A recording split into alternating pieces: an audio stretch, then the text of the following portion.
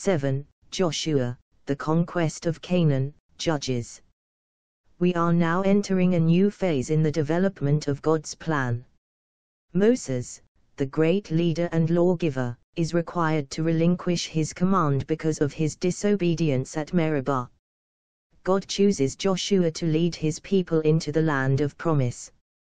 The history of the conquest of Canaan and the period of the Judges is a story of the ebb and flow of the fortunes of Israel in their repeated rebellion and repentance.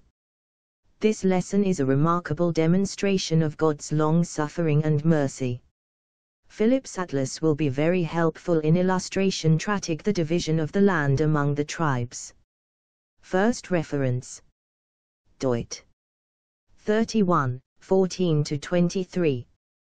These verses introduce us to the circumstances under which Joshua is commissioned to lead Israel into the Holy Land. They also anticipate Israel's unfaithfulness in breaking God's covenant. Deut. 34, 9. In this verse we are given Joshua's qualifications for leadership. It seems quite fitting that in verses 10-12 there should be a testimonial to the qualities of leadership in Moses, the great prophet whom the Lord knew face to face. It will be profitable to refer, in this colectio, to Exodus 33, 17-23 and Numbers 12, 7-8, Joshua 1, 1-6.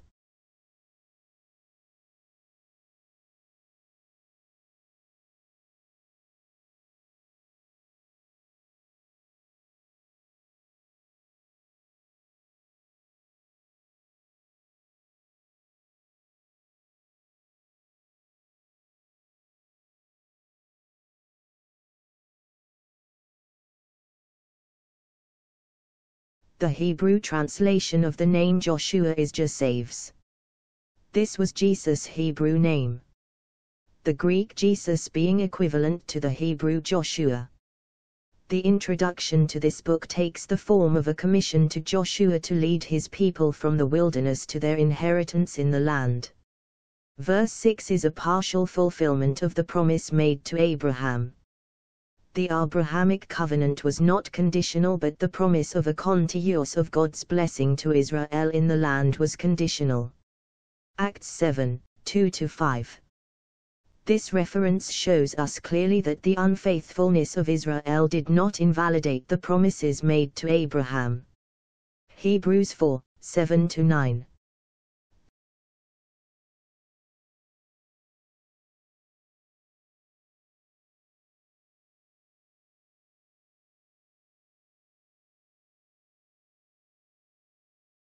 The writer to the Hebrews specifically states the rest that Israel received under Joshua's administration was not the rest God had in mind as the promise made to Abraham. Joshua did not give the people the rest of the seventh day. It is yet to come, for David, many years later, spoke in anticipation of it. This chapter emphasizes the true rest that will take place under a greater Joshua, that of King Jesus during his millennial reign. Joshua 2. The period of the conquest of Canaan took nearly 10 years. Joshua 3, 14-17.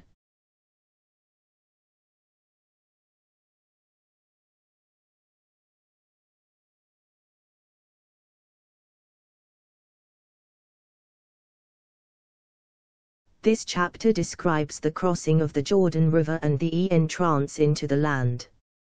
A point of interest is found in verses 14-17 where, in spite of flood conditions which always took place at harvest time, the people passed over on dry ground.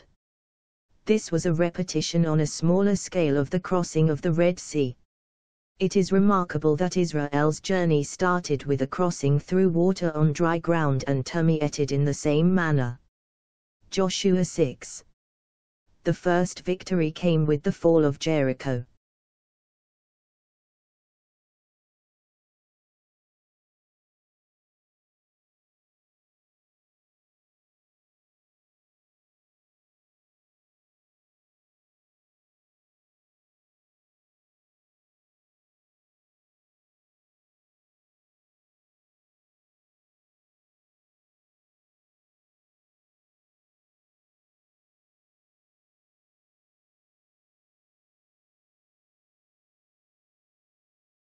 The organization and restraint of God's people during the siege of Jericho is a marvelous lesson in obedience and faith.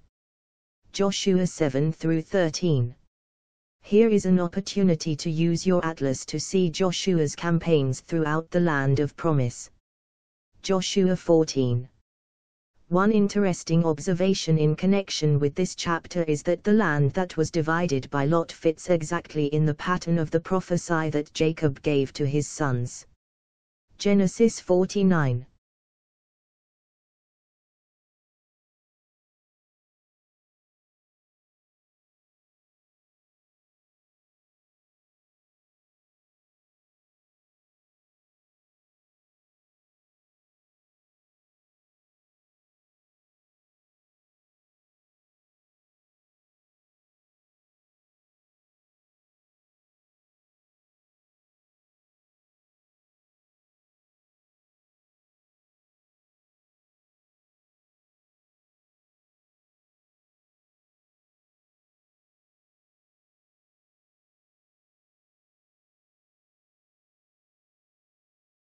Joshua 2400 hours 29. This verse records the death of Joshua. His life was an outstanding example of faithful dedication to God's laws. In verse 32 we find the record of the burial of the bones of Joseph. When we follow the narration we marvel at the circumstances under which each step of the journey brought Joseph's remains closer to his final resting place. His burial took place in the parcel of ground which Jacob had previously purchased from the people of the land. Surely it was not coincidence but design that the lot of inheritance fell to the children of Joseph. Judges 1. The book of the Judges covers approximately 400 years. The following is a brief outline sufficient to illustrate the history of this period. When Israel inherited the land, it was divided among the tribes by lot. There was no capital city and no central government. Some of the tribes became isolated and there was little communication between them. During the time of Joshua, Israel was faithful to God, but later there was a falling away to idolatry. God punished them through raids and warfare with the surrounding nations. There were times when one portion of the land might be secure and at peace, while another area might be invaded and at war. The judges were raised up by God to rescue them when they repented of their transgressions. Israel's history during this period swings like a pendulum between unfaithfulness and repentance.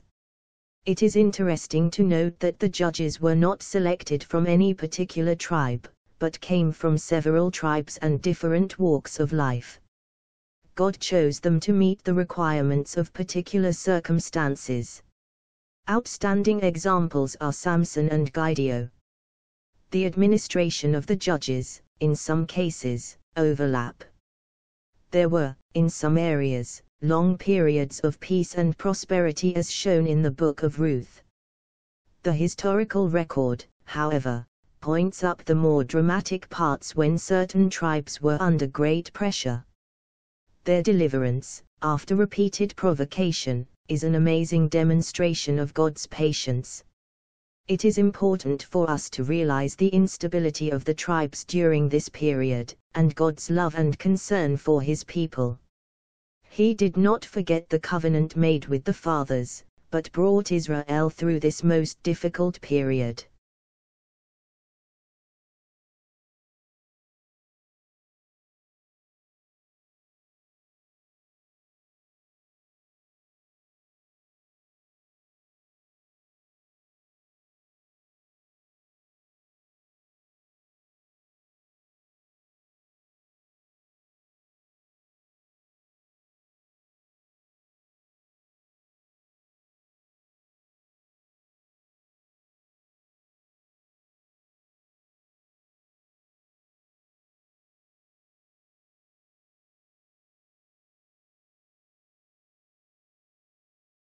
I Samuel 1-7. Samuel was the last judge of Israel and certainly the most influential. Pay close attention to the account of his birth and introduction into the house of Eli. After Eli's death, Samuel took over Eli's duties. One of the greatest works that he accomplished was the formation of the school of the prophets. He taught selected men the ways and laws of God, and through them erected a bulwark against the spirit of idolatry which was so prevalent in Israel at that time. The prophets lived together in the communal life of these great colleges and were held in great respect by the people. Samuel traveled from school to school, residing for a time in the cities and towns in which they were established. Some notable centers of education were Bethel, Gilgal, Mizpeh, Ramah. Use your atlas for a visual aid in locating these cities. The aim of these schools was to influence the political and religious life of the people. We leave Samuel here as the strongest personality in Israel, a kingmaker under God's direction. We will see his strong influence when we take up our next subject, the kingdom period.